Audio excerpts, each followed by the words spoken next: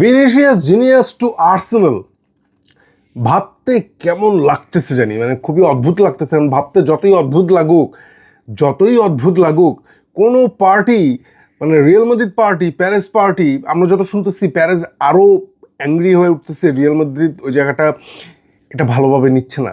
Rock nation, ভিনির যে agent এবং ভিনির আচরণ, ভিনির এখানে বাদ দেন, ভিনির এজেন্টের কথাই বলেন, আপনি ভিনিরে বাদও দিতে পারবেন না। কেন বাদ দিতে পারবেন না? এই জন্য কারণ হচ্ছে ভিনির, আপনি দেখেন ইনস্টাগ্রাম স্টোরি দেখেন, ওখানে রক ফ্যামিলি দিয়ে রাখছে। ভাই এই যে ভিনির যে এজেন্ট, এই এজেন্ট ভিনির সাথে, ভিনির বয়স যখন 13 তখন থেকে সে ভিনির সাথে আছে এবং ভিনিকে সে রিয়াল মাদ্রিদে আনার পেছনেও হ্যাঁ তার তার মানে 13 বছর বয়স থেকে আসে। এবং সে যখন তা বিভিন্ন ইন্টারভিউতে, শুধু ভিনি না, ভিনির এই ফুটবলীয় ব্যাপার স্যাপার না, সে বলছে যে ভিনির পরিবারকে রক্ষা করা হচ্ছে তার কাজ।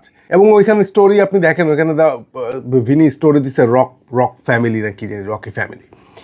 তো রক নেশন এই এজেন্ট ভিনির জন্য খুবই গুরুত্বপূর্ণ।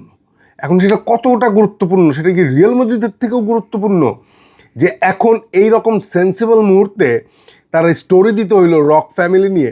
এবং গতকালকে বাংলাদেশে তো ছড়াই গেছে, গতকালকে যে একটা নিউজ ভাইরাল হয়েছে সেটা হচ্ছে যে ভিনি এবং আর্সেনালের মধ্যে পার্সোনাল টার্মস অ্যাগ্রি হয়ে গেছে। আমি সেইটা দেখাই, মাদ্রিদ এক্সট্রা থেকে ওই নিউজটা আসছে, মাদ্রিদ এক্সট্রা থেকে ওই খবরটা ছড়াইছে। ওইটা হচ্ছে প্রায় 311K ফলোয়ার একটা পেজ থেকে এই নিউজটা ছড়াইছে। এটা কোনো জার্নালিস্টদের কাছ থেকে আসে নাই, টুইটারে মানে এক্সের এই একটা পেজ থেকে এটা ছড়াইছে। আমি একটু এটা বের করে পড়ে আপনাদের শোনাই যে কি বলছে, ওইখানে কি বলছে।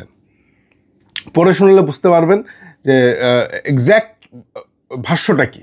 এক্স্যাক্ট ভাষ্যটা হচ্ছে, এখানে বলতেছে Arsenal football club have personal terms agreed in principal with Vinicius genius. Sorry, ওরা তো জুনিয়র লেখে, আমি তো ভিনিসিয়াস জিনিয়াস বলি। এখন ভিনিসিয়াস জুনিয়র যখন আর্সেনাল চলে গিয়ে আর্সেনালকে চ্যাম্পিয়ন্স লিগ জিতাই দিবে একা, এখন রিয়াল মাদ্রিদ কীভাবে সহ্য করবে, আমি সেই চিন্তা করতেছি। তো Vinicius junior, rock nation will go armed into negotiation with Real Madrid with the monster offer from the English champions. Over to you, Vinicius Junior. এখানে একটা ব্যাপার আছে, Arsenal football club has personal terms agreed with Vinicius Junior, এবং লাস্টে আবার এই পুরো প্যারাটা শেষ করছে over to you Vinicius Junior. অর্থাৎ এখনও over to you Vinicius Junior, মানে ভিনিসিয়াস জিনিয়াসকে ফাইনাল ডিসিশনটা নিতে বলতেছে এই যে টুইটার অ্যাকাউন্ট আছে সেইখান থেকে। তো পার্সোনাল টার্মস যদি অ্যাগ্রিডি হয়ে যায় তাহলে over to you Vinicius Junior কেমনে হইলো? এখানে একটা খটকা থাকে, কিন্তু এই খবরটা আসছে যে পার্সোনাল টার্মস অ্যাগ্রি। আমার কথা বুঝতে পারছেন? পার্সোনাল টার্ম অ্যাগ্রি হয়ে গেলে ওভার টু ইউ তো থাকে না, মানে এখন তুমি সিদ্ধান্ত নিবা, এটা তো আর থাকে না। পার্সোনাল টার্ম অ্যাগ্রি হয়ে যাওয়া মানে কি? মানে হচ্ছে অ্যাগ্রি হয়ে যাওয়া, এখন পুরোপুরি আমি আর্সেনালের দিকে চলে যাব, এটাই তো। কিন্তু তারপর ওরা লাস্টের লাইনটা শেষ করছে এটা লিখে over to you Vinicius Junior. হ্যাঁ, তাহলে হচ্ছে যে এখনো ভিনিসিয়াসের দিকেই, মানে এখনো সিদ্ধান্ত ভিনিসিয়াস জিনিসের উপরেই আছে। এখন আপনি ব্রুনো গুয়েমারেজের স্টোরিটা দেখেন, ইনস্টাগ্রামে ব্রুনো গুয়েমারেজ ভিনিসিয়াস জিনিস নিয়ে স্টোরি দিল কেন? ওয়াই? এই সময় কেন ভিনিসিয়াস জিনিস নিয়ে স্টোরি দিতে হবে? কারণটা কি? ব্যাপারটাকে মশলাদায়ক করতেছে কেন মশলাদায়ক করতেছে? রিয়াল মাদ্রিদকে প্রেশার দেওয়া হইতেছে চতুর্দিক থেকে। ব্রুনো গুয়েমারেজ ভিনির ফ্রেন্ড, ব্রুনো গুয়েমারেজ আর্সেনাল যাইতেছে, নতুন আর্সেনাল সদস্য। এখন Arsenal PR agent Bruno Guimaraes, ভিনির এজেন্ট, সবাই মিলে রিয়াল মাদ্রিদে চেপে ধরছে যে যেটা ভিনি চাইতেছে সেইটাই ভিনিরে দিতে হবে, নিলে হবে না।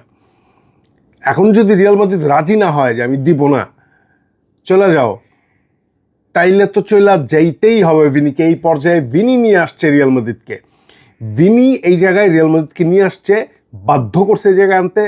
আমার হিসাবে ভিনি পারিশ্রমিক হিসেবে যা পাইতেছে শেষ পর্যন্ত লাস্ট অফার যেটা ছিল আমার হিসেবে ইনাফ ছিল। এখন ভিনির হিসেবে, ভিনির ফ্যানদের হিসেবে ইনাফ নাও হইতে পারে, কিন্তু আমার হিসেবে ইনাফ ছিল। এখন যেইটা 100% ইমেজ রাইট যেটা আর্সেনাল দিবে এবং যে স্যালারি আর্সেনাল দিবে ট্যাক্স টুক্স কাইটে, সেইটাও রিয়াল মাদ্রিদ থেকে কম।